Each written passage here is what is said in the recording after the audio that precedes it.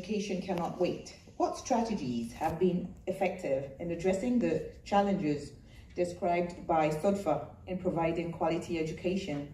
And how is Education Cannot Wait working to address the specific barriers faced by girls in crisis and conflict-affected areas, including refugees? Thank you very much, Rita, and thanks to UGE and to the AU colleagues for inviting Education Cannot Wait here today. It's nice to be in this honorable panel and also to listen to you, Sitvan, and very good reminders. Now, strategies. I would say there are two strategies. One is the broader global strategy of Education Cannot Wait. Why do we exist? What can we do to support girls and adolescents, women's access to quality education? And then on the ground, what does it look like? So I would look at it from two different levels.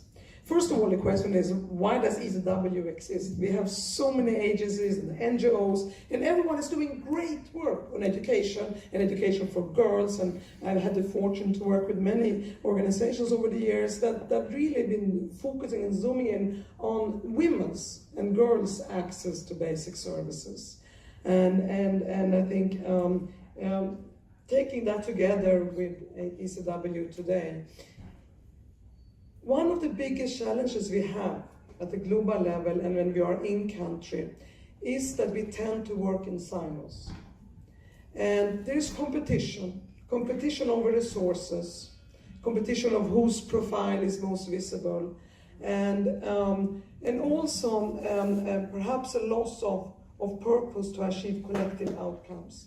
And we know that if everyone comes together and work together and use each comparative advantage of each UN agency, each NGO, and the host government, and the girls and the women themselves, the refugees displaced, and bring everyone together in the same room under the same program, pursuing the same collective outcomes, we can achieve so much more than if we work in isolation and separation. And that is one reason Education Cannot Wait was created. It was to bring everyone together through joint analysis, joint assessments, joint programming. And so this is the strategic approach at the global level that is now filtering down to country level, is that we all work together. Now, in order to do so well, financial resources are required. I always say it costs money to save humanity. It does cost money. And if we are going to zoom in on the 9 million girls that are out in crisis-affected countries, conflict countries, by armed conflict, like Afghanistan, the Democratic Republic of Congo, Central African Republic, Chad, or countries affected by natural disasters, like Nepal, like Peru, earthquakes, and all sorts of, I would say, human-induced disasters as part of the way we manage the climate and our environment. We have to do it together, and we also need the financial resources for that. But that is not enough.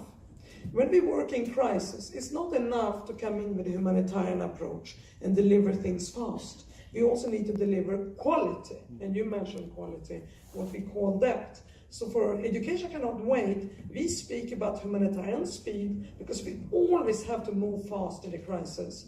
But humanitarian speed with development depth, meaning we are also looking for quality in the way we facilitate these programs. So this is what Education Cannot Wait represents, is to bring everyone together around those principles.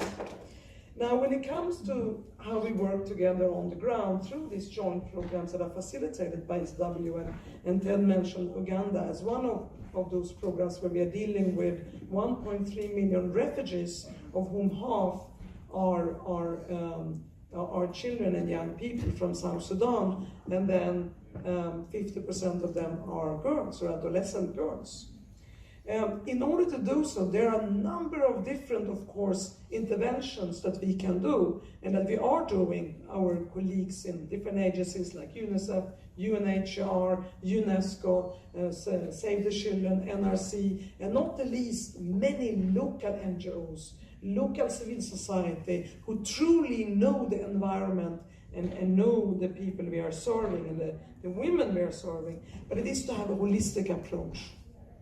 So we zoom in on gender, and we have a gender strategy. Here it is, which belongs to everybody, all the actors I mentioned. It's not this ECW, everything we do is ECW facilitated, by the way. It's everyone's strategy.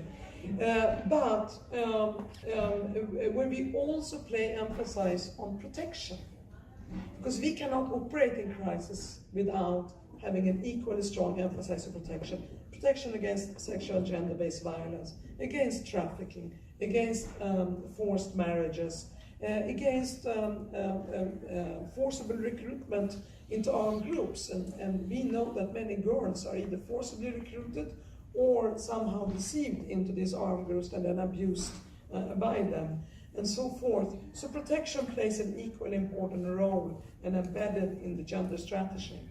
But looking at it holistically, I'll give an example of Afghanistan, because I think it gives a very good example of a holistic approach.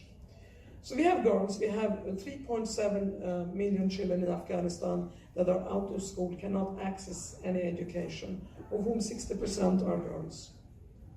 Even more actually, I think it's more than 60, but about 60%.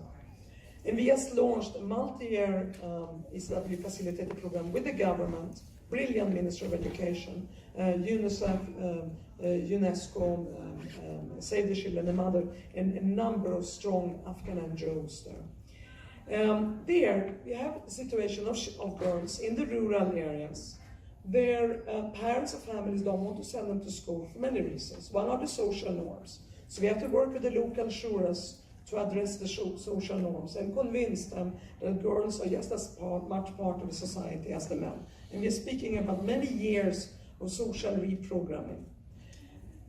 So that is one side, the social norms. The second one is that even if they want to send the girls to school, they're afraid of doing so, because we have all sorts of armed groups and terrorists roaming around in Afghanistan, and very conservative groups that will not allow them to go to school. So parents and families usually don't want to send their children away out of the sight of the house or their village. So what we do is, besides speaking to the shura and engaging the parent-teacher association, building the school close to the home, so that the parents know where the girls are. And if you cannot build the school close to the home, then there is transportation, so that the girls can move between the home and the school in a safest possible way. Then many will not send the girls to school because there are male teachers. So we train female teachers, and we have trained, I think, over 6,000 female teachers in Afghanistan to ensure that they can then be their role models, and of course teach the girls for as long as we have separate girls and boys schools. Then we work with the sanitation, so that they have access to bathroom, sanitation. They can go to school during the period of the month when they have their periods. And then the curriculum, to make it gender sensitized and empowering the teacher to convey that curriculum, but also ensuring that the curriculum in the boys' schools are gender sensitized, so that they also understand the value for their sisters and their future wives to be educated and get into the work life.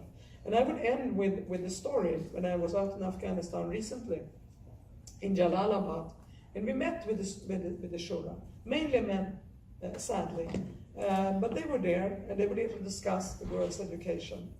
And I must say that I was quite, besides the government being extremely keen on affirmative action to get the girls back into school in Afghanistan, I was also happily, I wouldn't say surprised, because I know that this is possible in Afghanistan, but to see many of the religious figures in the shura, including the mullah of Jalalabad, stepping forward and say, you know what, I have 9 daughters, and I want every single one of them to have a quality education. And he was very proud to share the fact that all of them were now attending school. So never give up hope in people, even in the worst among us. And I see a bright future for countries like Afghanistan, Uganda, and many more where we are working. It looks dark, and I see a bright future because of the resilience that you mentioned, and also because the girls out there are so very strong, and their societies will eventually, that arc of justice will eventually bend into their advantage and their direction. Thank you. Thank you so much, Yasmine. Thank you especially for telling us about the girls in those rural areas who really want to get educated. Thank you so much.